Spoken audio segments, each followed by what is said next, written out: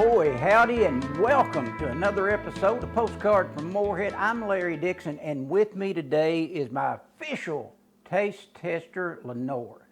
This is going to be one bodacious video because we are doing a full meal. This is the first day of January 2022. This meal has been a family tradition for how long, Lenore? Today. Oh, so we've never had a family tradition. No. Okay, so much for that. So we are going to have cornbread, fried potatoes, fried cabbage, and chicken schnitzel. The first time I heard the word schnitzel, I honestly thought it was some kind of a dog, but it's not. It is a fine piece of fried chicken. So we're going to let Lenore get started with her cornbread. She preheats the oven to what, Lenore? 400. Preheat it to 400. And her little iron skillet, here is a 6-inch iron skillet. And it's used for what? Cornbread only. Heaven forbid anybody that makes anything in her iron skillet besides cornbread. So I'm going to step out of the way here and let you watch her make cornbread.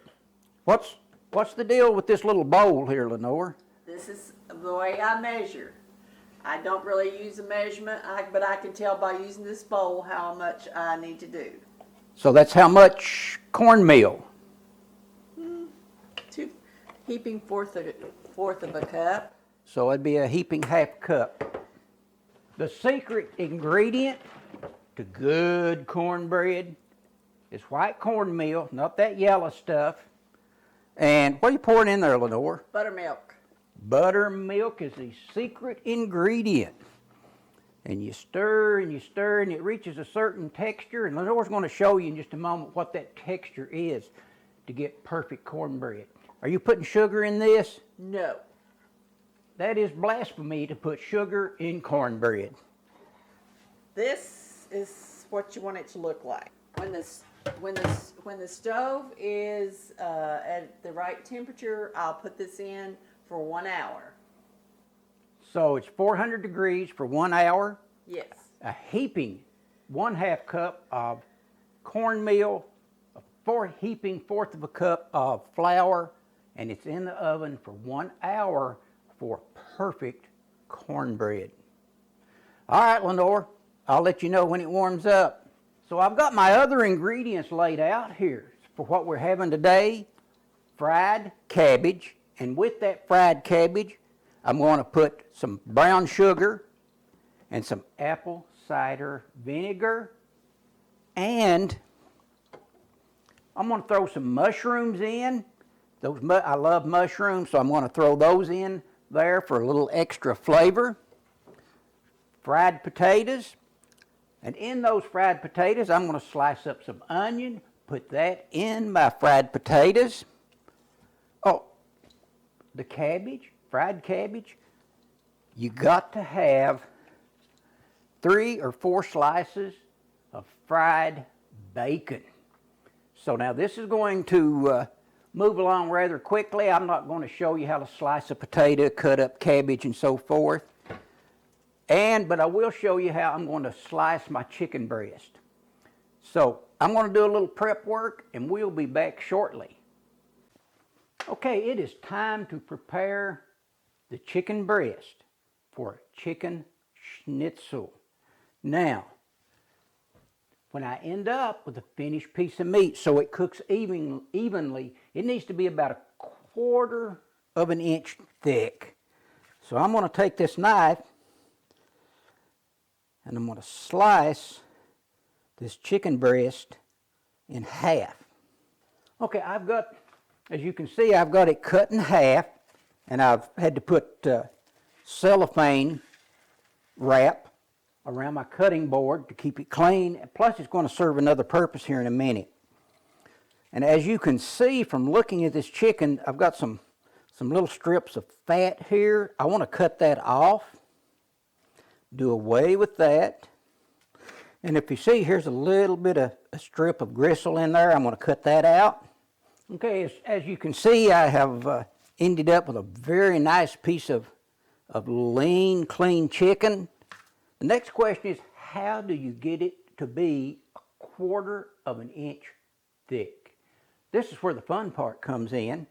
You take another sheet of this cellophane, place it over top. So I've got my chicken between 2 sheets of plastic here. Now you can use a hammer, you could use a rolling pin, but this is the fun part. This is when you beat that chicken until it's 1/4 of an inch thick. I'm going to flip it over because it's still a little bit thick, this big thick piece right here. Place my saran wrap back over it and continue beating that chicken. So now you can see I've got 2 very thin pieces of chicken breast there. So what's the next important step that we do not want to forget? Salt and pepper. Let me wash my hands, I'll be right back. Lay some salt to it. Some pepper. I need a little more salt. And I'm going to set this to the side while I do some other prep work. Then we're going to come back and dredge this chicken in flour, egg mixture, and breadcrumbs. And we're going to fry up chicken schnitzel. But like I say, in the meantime, I'm going to cut up the cabbage, the onion, peel the potatoes. When I get that finished, we'll be back. Well, as you can see, I've got my potatoes in the skillet frying up. Got my bacon back here. It's frying. I'm going to put that in my fried cabbage. And I've got my mushrooms cut up. Got my onion cut up. The next thing I've got to finish up is the chicken schnitzel. We'll be back. Well, we're back again. Potatoes are still frying in the skillet. The bacon has been fried up. It's ready to go in the fried cabbage when I get ready to do that. But right now we're going to take our thin slices of chicken and put it through a flour dredge, egg wash, breadcrumbs, and then we're going to set it to the side for a little bit so it will absorb and get all those flavors in there. So let's take our very thin, about 1/4 inch thick chicken, and I'm going to dredge it in this flour. Make sure it gets covered nicely. Shake off the excess. I've whipped my eggs already. Put it in the wash. Get that egg wash on there. Let it drip a little bit, and then I'm going to cover it, smother it in breadcrumbs.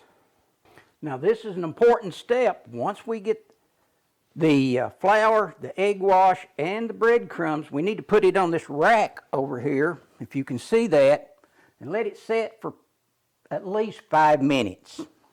Well, that's got our chicken schnitzel, got our chicken prepared. It's ready to go in the oil here in a few minutes.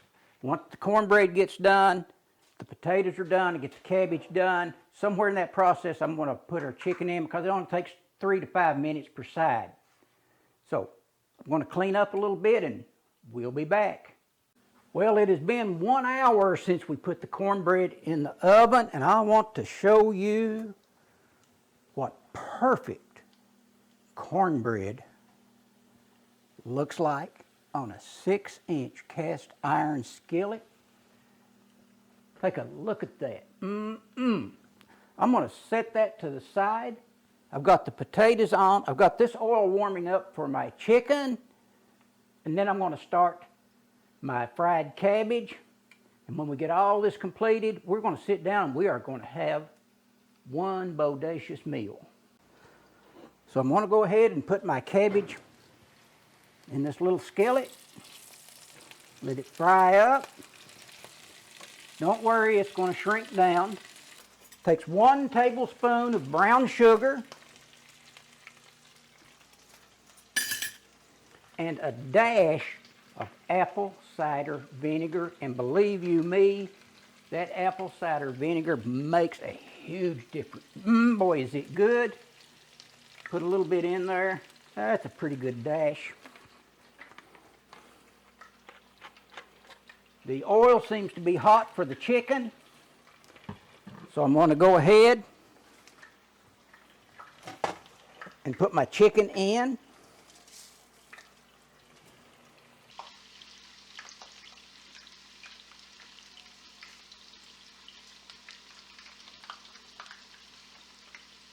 Let it fry up, and I'm not going to touch that until it gets nice and brown, and then I'm going to flip it. I need to go ahead and put my mushrooms in there. And my bacon.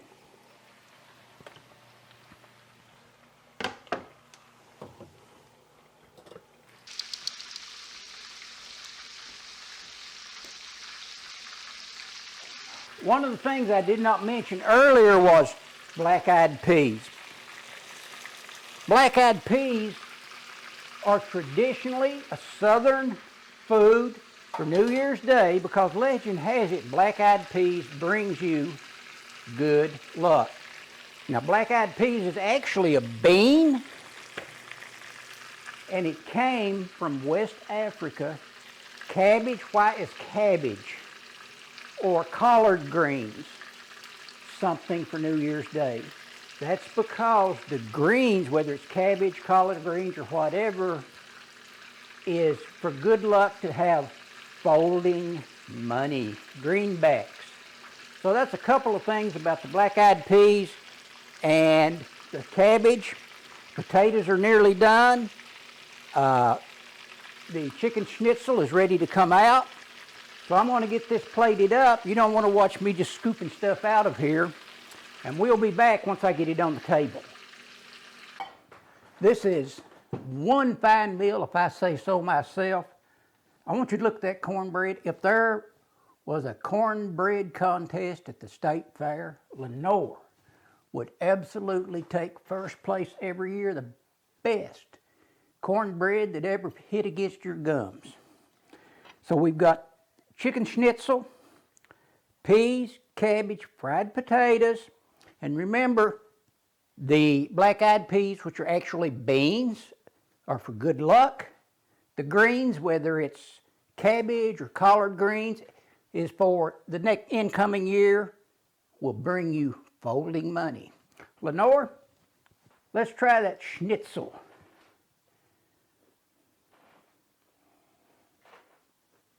That's it? Thumbs up? Mm-hmm.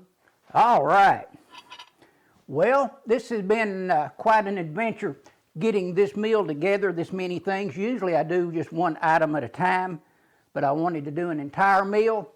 And if you're in Southeast Kentucky, this is what supper should look like. I'm Larry Dixon. This is Lenore. Another postcard from Moorhead. And don't forget to hit that subscribe button and hit that little bell so you'll get a notice. I appreciate all the comments and try my best to reply to all of them. I enjoy it. Any suggestions you've got, thoughts or whatever, pass them along. But hit that subscribe button. Larry Dixon, postcard from Moorhead.